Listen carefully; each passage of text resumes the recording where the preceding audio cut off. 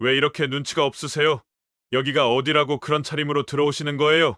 강남 고급 아파트 현관에서 들려온 냉소적인 목소리에 노인의 손에 들린 종이봉투가 바닥으로 떨어졌습니다. 사람들의 시선이 일제히 허름한 작업복 차림의 노인에게로 향했습니다.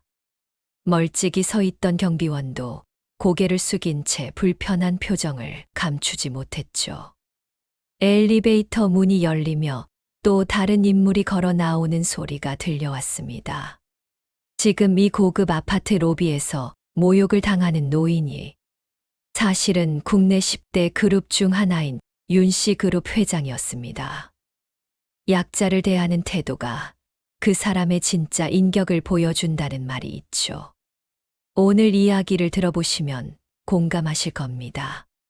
처음에는 몰랐습니다.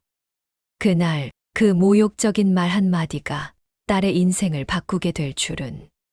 초겨울 바람이 차갑게 불던 토요일 오후, 윤재호 회장은 평소처럼 작업복 차림으로 자신의 취미인 목공 작업을 마치고 딸의 약혼자 집을 방문했습니다. 오랫동안 기업을 경영해온 그였지만 언제나 소박함을 잃지 않았죠. 손수 만든 원목 탁자를 딸의 새 집에 선물하기 위해 들고 온 것이었습니다. 하지만 그를 맞이한 것은 예비 사위 김도윤의 차가운 눈빛이었습니다. 아저씨, 배달이면 경비실에 맡기고 가셔야죠. 여기 주민 출입구로 들어오시면 안 됩니다. 윤재호는 잠시 당황했지만 이내 담담하게 대답했습니다. 아, 제가 민지 아버지인데요. 그 말에 김도윤의 표정이 더욱 냉랭해졌습니다. 민지 아버지라고요? 아, 정말요? 그런데 왜 이렇게 그러고 오셨어요? 그의 시선이 윤재호의 낡은 작업복과 거친 손을 훑었습니다. 마치 더러운 것을 보는 듯한 표정이었죠. 윤재호는 말없이 자신이 만든 탁자를 바라보았습니다. 손때 묻은 나무 결이 햇빛에 반짝였습니다. 오랜 세월 기업을 일구며 단련된 그의 자존심이 상처받는 순간이었지만 그는 표정 하나 바꾸지 않았습니다. 제가 취미로 목공을 합니다. 딸 결혼 선물로 직접 만든 거예요. 김도윤은 코웃음을 쳤습니다. 아, 예. 수고하셨네요. 근데 이런 건 저희가 따로 준비할 거니까 신경 쓰실 필요 없어요. 우리 집에 어울리는 가구는 따로 있으니까요. 로비에 있던 다른 주민들이 그들을 힐끔거리며 속삭이기 시작했습니다. 저기 저 노인네 누구지? 김도윤 씨 장인어른인가 봐. 근데 좀 촌스럽네. 그렇게 좋은 집에 시집 가는데 저런 시댁이라니 신부는 어쩐데. 귓속말이 윤재호의 귀에 들려왔지만 그는 묵묵히 자신의 작품을 들고 서 있었습니다. 평생 자수성가한 사업가로서 수많은 어려움을 이겨낸 그였기에 이 정도 모욕은 참을 수 있었습니다. 혹시 드릴 말씀이 있으시면 빨리 말씀해 주세요. 지금 중요한 미팅이 있어서요. 김도윤이 손목시계를 보며 재촉했습니다. 윤재호는 천천히 고개를 들었습니다. 사위 될 사람과 좀 더 이야기를 나누고 싶었는데 바쁘시다니 다음에 찾아올게요. 그때 엘리베이터에서 한 여성이 나왔습니다. 아버지, 어떻게 여기 오셨어요? 윤민지였습니다. 윤재호의 딸이자 김도윤의 약혼녀인 그녀는 반갑게 아버지에게 달려갔습니다. 도윤 씨, 이분이 제 아버지세요. 제가 말했잖아요. 아버지가 목공 작업을 좋아하신다고. 김도윤의 표정이 굳었습니다. 아, 그래서 정말 작업복 차림으로. 민지는 아버지의 손을 잡았습니다. 아버지, 이게 제가 말했던 그 탁자인가요? 와, 정말 예쁘네요. 윤재호의 얼굴에 잠시 미소가 번졌습니다. 그래, 내 새 집에 놓으면 좋을 것 같아서 가져왔단다. 민지는 감격스러운 표정으로 탁자를 어루만졌습니다. 정말 감사해요, 아버지. 이거 우리 거실에 딱 맞을 것 같아요. 김도윤이 어색하게 웃으며 끼어들었습니다. 아, 네. 근데 저희 인테리어 컨셉과는 좀. 민지가 그를 날카롭게 쳐다보았습니다. 도윤 씨, 아버지께서 정성껏 만드신 거예요. 김도윤은 억지 미소를 지었습니다. 네, 물론이죠. 감사합니다, 아버님. 그러나 그의 눈빛은 여전히 차가웠습니다. 윤재호는 그 모든 것을 눈여겨보고 있었습니다. 민지야, 나는 이만 가볼게. 내일 본가에서 약혼식 준비 때문에 엄마가 널 찾더라. 민지는 고개를 끄덕였습니다. 네, 아버지. 내일 뵐게요. 윤재호는 김도윤을 향해 담담하게 말했습니다. 내일 약혼식에서 다시 뵙겠습니다. 그리고 돌아서서 걸어 나갔습니다. 현관 밖으로 나가는 그의 뒷모습을 김도윤이 비웃듯 바라보고 있었습니다. 어머, 저런 옷차림으로 내일 약혼식에 오시면 어쩌죠? 김도윤의 어머니 박소영 여사가 현관에 나타나 물었습니다. 걱정 마세요, 어머니. 제가 민지한테 잘 말해둘게요. 윤재호는 그들의 대화를 듣지 못한 채 아파트를 떠났습니다. 하지만 그날의 상처는 그의 마음에 깊이 새겨졌습니다. 다음 날 강남의 고급 호텔에서 약혼식이 열렸습니다. 김도윤의 가족은 호화로운 옷차림으로 이른 시간부터 도착해 하객들을 맞이하고 있었습니다. 우리 아들이 드디어 대어를 낚았어요. 박소영 여사가 지인들에게 자랑스럽게 말했습니다. 그 윤 씨네가 어떤 집안인데요? 그렇게 대단한가요? 한 지인이 물었습니다. 아직 모르세요? 윤 씨 그룹 회장 딸이에요. 우리 아들이 정말 대단하죠. 그때 행사장 입구에 소란이 일었습니다. 저기 오시는 분이. 설마 윤 회장님 아니세요? 맞아요. 윤 씨 그룹 회장님이세요. 검은색 리무진에서 내린 사람은 정장을 차려입은 윤재호였습니다. 그의 뒤로 수행원들이 줄지어 따랐고 윤 씨 그룹의 임원진도 함께였습니다.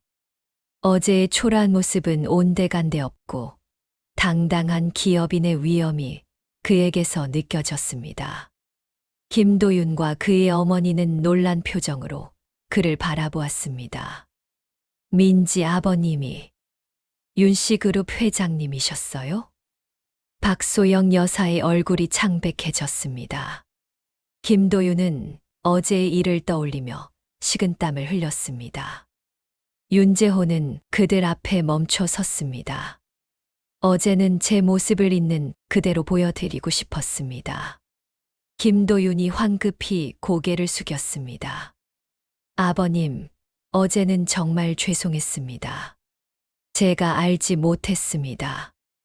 윤재호의 눈빛이 차가워졌습니다. 무엇을 몰랐다는 말입니까? 내가 윤 씨 그룹 회장이라는 사실을 몰랐다는 건가요? 아니면 사람을 존중하는 기본적인 예의를 몰랐다는 건가요? 행사장이 순식간에 조용해졌습니다. 모든 하객의 시선이 그들에게 쏠렸습니다. 윤재호가 단호하게 말을 이었습니다. 사람의 겉모습으로 그 사람의 가치를 판단하는 사위에게 내 딸을 맡길 수 없습니다. 그의 말에 행사장이 술렁였습니다. 아버님, 제발 오해하지 마세요. 어제는 정말 실수였습니다. 김도윤이 필사적으로 변명했습니다. 실수가 아닙니다. 당신의 진짜 모습이었죠. 윤재호는 잠시 주변을 둘러보았습니다. 어제 작업복을 입은 노인을 무시했던 그 태도가 당신의 진짜 모습입니다.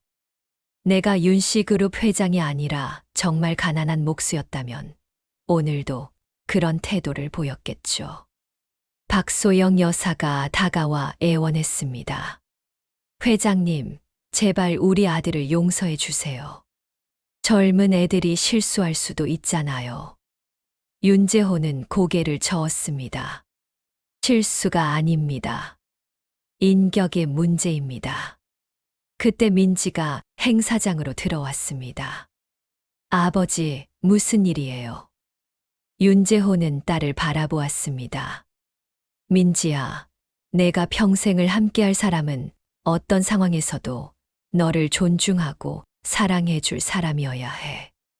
그리고 그건 겉모습이나 재산이 아닌 인격으로 판단해야 하는 거야.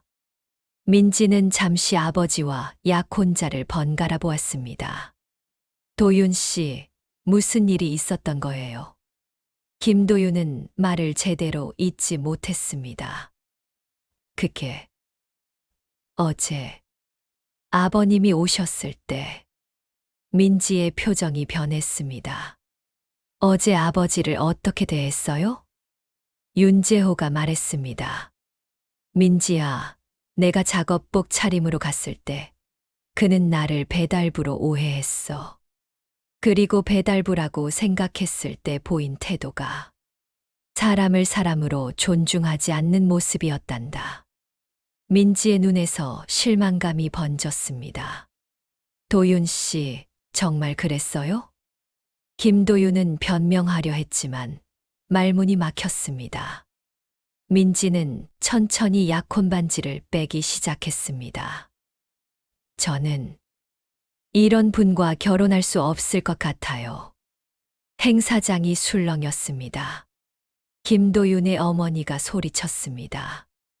민지 씨, 우리 아들이 얼마나 좋은 조건을 가진 사람인데 하나의 실수로 이렇게 모든 것을 망치려고 해요. 민지가 차분하게 대답했습니다. 어머님, 사람의 가치는 조건이 아니라 그 사람의 인격에 있어요. 아버지께서 저에게 항상 가르쳐 주신 거예요. 윤재호는 담담하게 말했습니다. 오늘 약혼식은 취소합니다. 모든 책임은 제가 지겠습니다. 그리고 그는 마이크를 들어 하객들에게 말했습니다. 오늘 이 자리에 와주신 모든 분들께 죄송합니다. 제 딸의 약혼식이 이렇게 되어 매우 유감입니다. 하지만 인생의 가장 중요한 선택에서 실수를 하는 것보다 지금 바로잡는 것이 더 현명하다고 생각합니다. 하객들 사이에서 작은 박수 소리가 들리기 시작했습니다. 모든 분들께 식사는 준비된 대로 대접하겠습니다. 부디 이해해 주시기 바랍니다. 행사장을 나오는 윤재호와 민지의 뒤로 김도윤이 뛰어왔습니다. 회장님, 민지 씨, 제발 한 번만 더 기회를 주세요. 윤재호가 돌아보았습니다. 김 선생, 당신이 깨달아야 할 것은 내가 윤씨그룹 회장이어서가 아니라 모든 사람은 존엄하다는 사실입니다. 허름한 옷을 입은 노인에게도, 배달부에게도, 경비원에게도 똑같은 존중을 보여줄 수 있을 때, 그때 다시 만납시다. 그 말을 남기고 윤재호와 민지는 리무진에 올랐습니다. 차 안에서 민지가 아버지의 손을 잡았습니다. 아버지 정말 괜찮으세요? 저 때문에. 윤재호는 미소 지었습니다. 괜찮다. 내 딸이 현명한 선택을 했으니 아버지는 오히려 자랑스럽구나. 민지의 눈에 눈물이 고였습니다. 아버지 덕분에 정말 중요한 것을 깨달았어요. 감사해요. 뉴스는 빠르게 퍼졌습니다. 윤씨그룹 회장의 딸 약혼식 취소라는 소식은 순식간에 경제계의 화제가 되었습니다.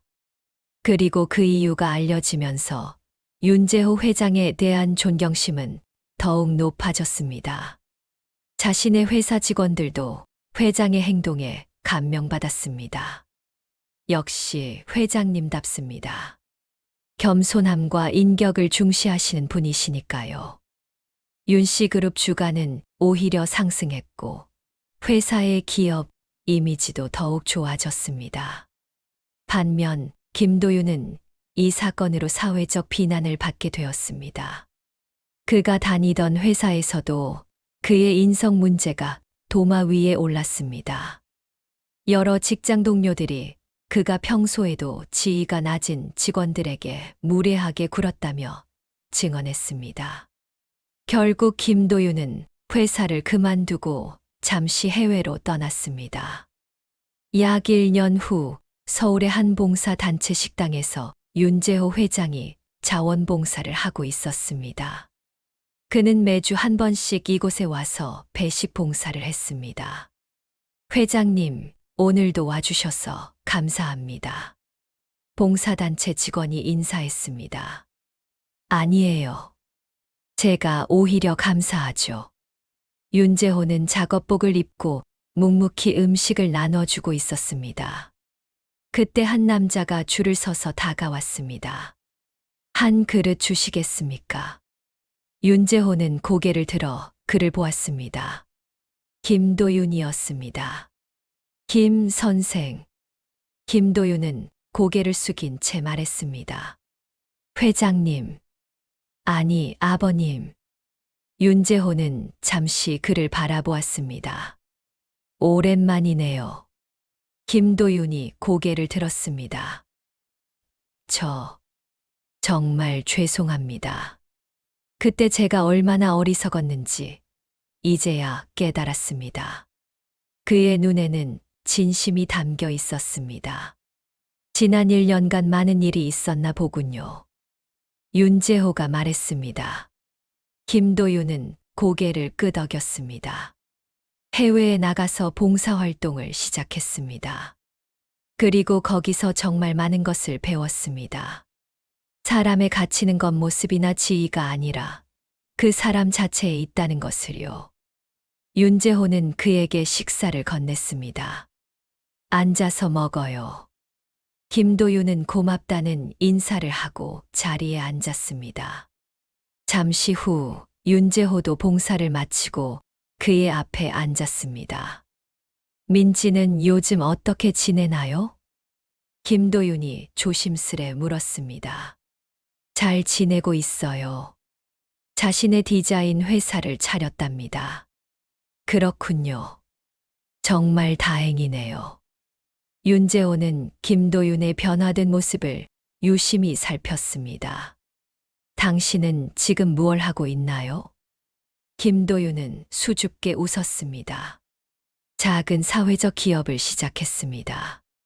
취약계층에게 일자리를 제공하는 회사예요. 윤재호의 눈빛이 부드러워졌습니다. 그렇군요. 좋은 일을 하고 계시네요. 김도윤이 진지하게 말했습니다. 아버님 덕분입니다. 그날 아버님께서 하신 말씀이 제 인생을 바꿨습니다. 윤재호는 잠시 생각에 잠겼습니다. 김 선생, 진정한 성공은 남을 밟고 올라서는 것이 아니라 함께 손잡고 나아가는 것입니다. 김도윤은 고개를 끄덕였습니다. 이제야 그 말씀의 의미를 진심으로 이해합니다. 며칠 후 윤재호는 민지에게 김도윤과 만난 이야기를 들려주었습니다. 정말요? 도윤 씨가 그렇게 변했다고요? 민지는 놀란 표정이었습니다. 사람은 변할 수 있단다. 중요한 건 그 변화가 진심인지 아닌지지. 윤재호가 말했습니다. 아버지, 그럼 제가 그를 다시 만나봐야 할까요? 윤재호는 딸의 손을 잡았습니다. 그건 내가 결정할 일이야. 다만 사람을 판단할 때는 그의 현재와 미래를 보렴. 과거만으로 사람을 재단하지 말고. 민지는 생각에 잠겼습니다. 그로부터 몇 주 후 민지는 우연히 김도윤이 운영하는 사회적 기업을 방문하게 되었습니다. 그곳에서 그녀는 변화된 김도윤의 모습을 보았습니다. 직원들과 웃으며 대화하고 모든 사람을 존중하는 그의 모습은 예전과는 완전히 달랐습니다. 도윤 씨, 민지가 그를 불렀습니다. 김도윤은 놀란 표정으로 돌아보았습니다. 민지 씨, 여기는 어떻게? 아버지께 이야기 들었어요. 한번 보고 싶어서 왔어요. 두 사람은 카페에 앉아 오랜 이야기를 나누었습니다. 정말 많이 변하셨네요. 민지가 말했습니다. 김도윤은 진지한 표정으로 대답했습니다. 민지 씨 아버님 덕분이에요. 그때 아버님이 보여주신 교훈이 없었다면 저는 여전히 잘못된 가치관에 사로잡혀 살고 있었을 거예요. 민지는 미소 지었습니다. 아버지는 항상 사람의 본질을 보라고 가르치셨어요. 겉모습이 아닌 그 사람의 마음을요. 이제야 그 말씀이 무슨 의미인지 진심으로 알 것 같아요. 시간이 지나고 두 사람은 다시 가까워졌습니다. 김도윤은 이전과는 완전히 다른 사람이 되어 있었습니다. 그의 사회적 기업은 성장했고 많은 사람들에게 도움을 주었습니다. 1년 후 김도윤은 다시 윤재호를 찾아갔습니다. 이번에는 고급 아파트가 아니라 윤재호의 목공 작업실이었습니다. 아버님, 제가 다시 한번 민지 씨에게 청혼하려고 합니다. 아버님의 허락을 구하고 싶습니다. 윤재호는 작업복 차림으로 나무를 다듬고 있었습니다. 김 선생, 지난 2년 동안 당신의 변화를 지켜봤습니다. 진심으로 변화했다는 것을 알 수 있었습니다. 윤재호는 자신이 만든 작은 나무 상자를 그에게 건넸습니다. 이것은 제가 민지를 위해 만든 보석함입니다. 청혼할 때 사용하세요. 김도윤의 눈에 눈물이 고였습니다. 정말 감사합니다, 아버님.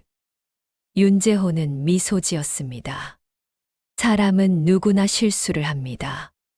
하지만 그 실수를 인정하고 바로잡기 위해 노력하는 것이 진정한 용기입니다. 이번 결혼식은 화려함보다는 진심이 담긴 자리였습니다. 김도윤의 어머니도 많이 변해 있었습니다. 회장님, 정말 감사합니다. 저희 가족에게 소중한 가르침을 주셨어요.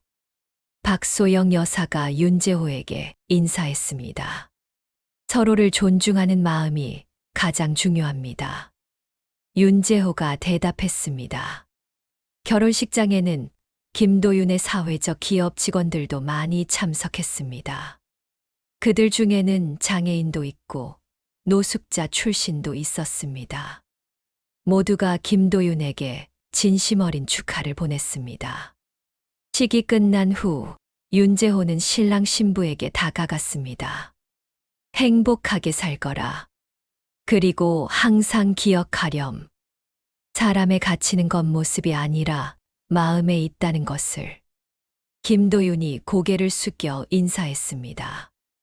아버님, 그날 저를 바로잡아 주셔서 감사합니다. 제 인생에서 가장 중요한 교훈이었습니다. 윤재호는 손자를 기대하는 마음으로 두 사람을 바라보았습니다. 사람은 늘 배우며 성장하는 법이지. 나도 너희에게서 많이 배웠단다. 몇 년 후 윤씨그룹의 회장실에서 은퇴식이 열렸습니다. 윤재호는 회장직을 물러나기로 했습니다. 오랫동안 회사를 이끌어왔지만 이제는 젊은 세대에게 기회를 줄 때가 되었습니다. 그는 회사 직원들에게 말했습니다. 저는 이 회사를 이끌면서 항상 한 가지 원칙을 지켜왔습니다. 사람을 존중하는 것, 그리고 그 사람의 겉모습이 아닌 본질을 보는 것입니다. 직원들이 열렬한 박수를 보냈습니다. 윤재호는 이어서 말했습니다. 그리고 오늘 저는 새로운 회장을 발표하려고 합니다. 모두의 예상과 달리 그는 김도윤을 지목했습니다. 김도윤 부회장을 다음 회장으로 추천합니다. 그는 지난 몇 년간 윤씨그룹의 사회공헌 분야에서 뛰어난 성과를 보여주었고, 무엇보다 모든 직원들을 인격적으로 존중하는 리더십을 보여주었습니다. 회의실이 술렁였지만 대부분의 임원들은 동의했습니다. 김도윤은 놀란 표정으로 일어났습니다. 회장님, 저는 윤재호는 미소 지었습니다. 당신이 보여준 변화와 성장이 이 회사가 앞으로 나아갈 방향을 보여줍니다. 겸손함과 존중, 그것이 우리 기업의 핵심 가치입니다. 김도윤은 깊이 고개를 숙였습니다. 감사합니다, 회장님. 저는 평생 그 가르침을 잊지 않겠습니다. 작업복을 입은 노인을 무시했던 그날의 교훈을. 윤재호는 이제 목공 작업에 더 많은 시간을 보냈습니다. 그의 작업실에는 민지와 김도윤의 아이들이 자주 놀러 왔습니다.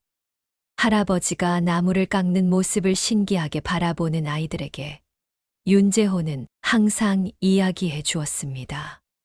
사람의 진정한 가치는 겉모습이 아니란다. 내 아빠가 그것을 배우는 데는 큰 용기가 필요했지. 하지만 그 용기 덕분에 지금의 행복이 있는 거란다. 아이들은 그 이야기의 의미를 완전히 이해하지 못했지만 언젠가는 알게 될 것입니다.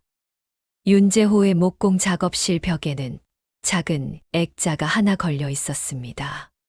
그 안에는 오래된 작업복의 일부가 담겨 있었습니다. 그날 김도윤에게 무시받았던 바로 그 작업복이었죠. 윤재호는 가끔 그것을 바라보며 생각했습니다. 때로는 인생에서 가장 중요한 교훈이 가장 예상치 못한 순간에 찾아온다고. 그리고 그 교훈은 단지 한 사람의 인생만 바꾸는 것이 아니라 여러 사람의 삶에 영향을 미친다고. 진정한 리더십은 화려한 옷이나 높은 자리에서 나오는 것이 아니라 모든 사람을 동등하게 존중하는 마음에서 비롯된다는 것을. 그것이 허름한 작업복을 입은 대기업 회장이 우리에게 가르쳐준 가장 소중한 교훈입니다. 여러분, 오늘 이 이야기를 통해 무엇을 느끼셨나요? 우리는 종종 사람의 겉모습이나 지위로 그 사람의 가치를 판단하곤 합니다. 하지만 진정한 인격은 그런 것으로 측정할 수 없습니다. 작업복을 입은 노인이 대기업 회장일 수도 있고, 화려한 양복을 입은 사람이 인격이 부족할 수도 있습니다. 중요한 것은 모든 사람을 있는 그대로 존중하는 마음가짐이 아닐까요? 여러분의 주변에도 겉모습만으로 판단했던 사람이 있지는 않으신가요? 다시 한번 생각해보는 계기가 되었으면 합니다. 사람은 누구나 실수할 수 있습니다. 하지만 그 실수를 인정하고 바로잡기 위해 노력하는 것이 진정한 성장입니다. 김도윤처럼 자신의 잘못을 깨닫고 변화할 수 있는 용기, 그것이 우리 모두에게 필요한 것이 아닐까요? 앞으로도 좋은 이야기로 여러분과 함께 하겠습니다. 구독과 좋아요 부탁드립니다. 다음 이야기에서 또 만나요. 감사합니다.